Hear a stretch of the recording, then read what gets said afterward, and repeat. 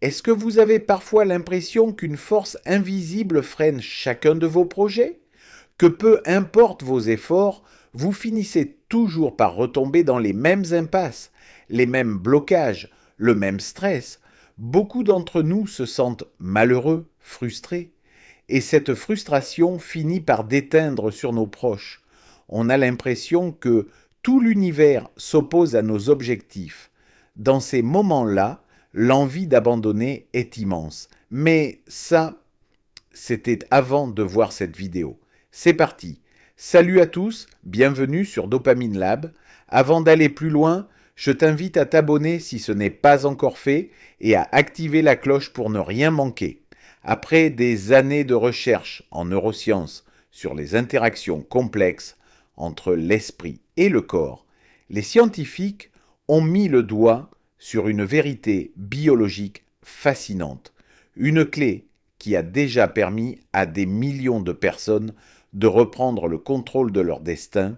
Le célèbre psychiatre Carl Jung disait « Rendez votre inconscient conscient, sinon il dirigera votre vie et vous l'appellerez le destin ». C'est exactement ce que nous allons explorer aujourd'hui. Nous allons décoder la science de votre subconscient. Mais avant de plonger dans le vif du sujet, rejoignez notre communauté d'entrepreneurs et d'esprits motivés.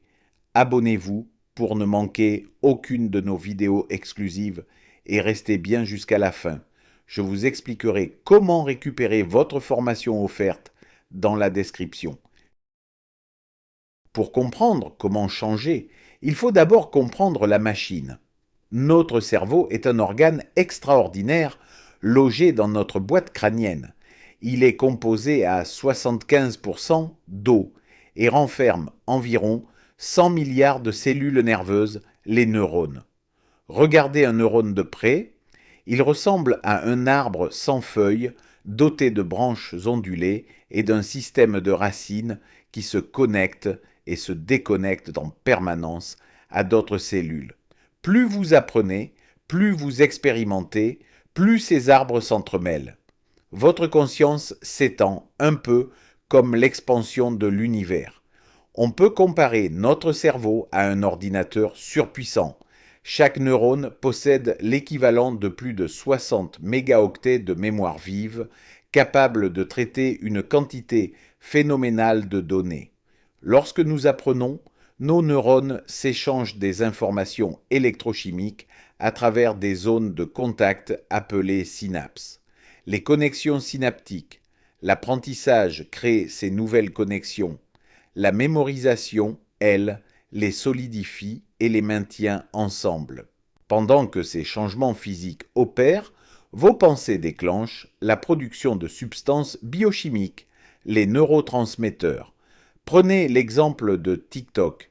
Lorsque vous ouvrez l'application et tombez sur une vidéo plaisante, votre pensée génère un pic de dopamine, l'hormone de la satisfaction.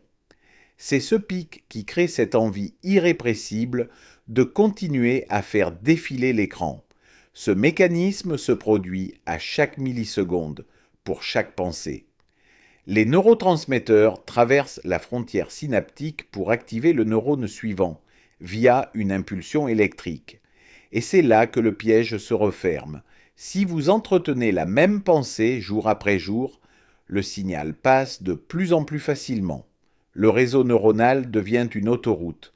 Vos pensées ne sont plus de simples idées abstraites, elles deviennent des fréquences physiques. Pensez à votre voiture.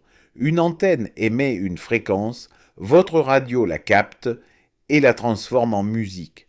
Vos pensées fonctionnent de la même manière. Elles sont l'information de base captée par votre cerveau, puis redistribuée à tout votre corps. Le problème, c'est que notre vie est gouvernée par l'habitude. Chaque jour, nous avons entre 60 000 et 70 000 pensées, et 90% d'entre elles sont exactement les mêmes qu'hier. Pensez à votre routine. Vous vous réveillez du même côté du lit, vous déjeunez les yeux rivés sur votre téléphone, vous prenez le même chemin pour aller travailler, vous avez les mêmes discussions avec les mêmes collègues et le soir, vous répétez le même schéma avant de dormir. À ce stade, vous vivez en mode pilotage automatique. Votre esprit conscient ne représente plus que 5% de qui vous êtes. Les 95% restants sont un ensemble de programmes automatiques enregistrés dans votre subconscient. C'est le stade critique où le corps est devenu l'esprit. Vous n'évoluez plus, vous bouclez. Regardez ce schéma du cycle de la réalité. Vos pensées dictent vos choix, qui dictent vos actions, qui créent vos expériences, qui confirment vos pensées. C'est une boucle sans fin. Comme le disait si bien Albert Einstein, la folie, c'est de faire toujours la même chose et de s'attendre à un résultat différent. Vos pensées modifient activement votre biologie. Lorsqu'une multitude de neurones s'activent ensemble pour une pensée répétitive, une protéine est créée dans la cellule, migre vers l'ADN et active certains gènes.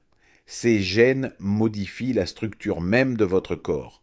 C'est pour cela que par la simple force de la pensée, des personnes se rendent malades, tandis que d'autres réussissent des guérisons extraordinaires. Vos pensées modifient votre matière. Pourquoi est-ce si difficile de briser ce cycle? Il y a 3 obstacles majeurs. Première barrière, l'entourage. Nous fonctionnons par mimétisme. Si votre cercle proche répète en boucle les mêmes schémas négatifs, vous aurez tendance à les reproduire. Vous devez incarner le changement que vous voulez voir dans le monde. En changeant votre propre énergie, vous influencerez positivement ceux qui vous entourent. Deuxième barrière, la confusion identitaire. Nous associons nos programmes subconscients à notre identité. Combien de fois avez-vous dit « Je suis quelqu'un de stressé »,« Je suis peureux »,« C'est génétique » ou « Je ne suis pas fait pour parler en public ». Ce n'est pas vous, ce sont des programmes. L'être humain n'a qu'une seule limite, son imagination. En ressassant ces phrases, vous réactivez les mêmes zones biochimiques et vous recréez le même moi d'hier.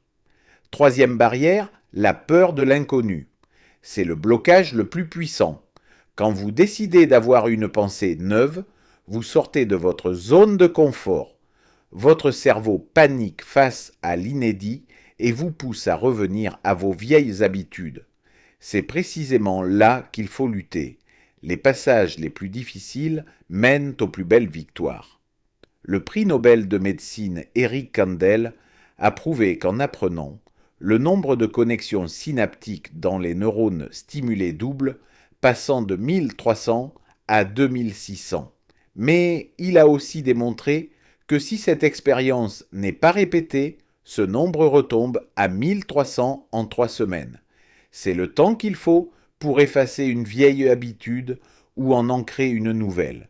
Votre cerveau est remodelable à l'infini. C'est ce qu'on appelle la neuroplasticité. On dit souvent que l'homme n'utilise que 10% de son cerveau.